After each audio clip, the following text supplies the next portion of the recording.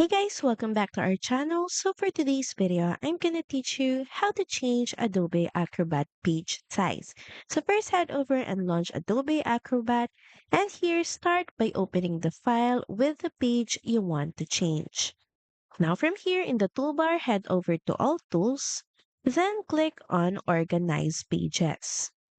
Now here, select the page you would like to change the size, and next in the left panel, click on Set Page Boxes. A new window will then pop up. Now here at the bottom corner, you should see the Change Page Size setting or section. And here, click on the drop-down menu on Page Sizes, and here you can choose the size that you want for this page.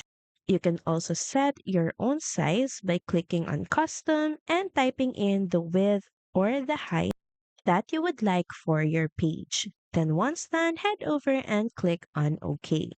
So that's pretty much it. Thank you very much for watching this video, and I'll see you again on the next one. Bye!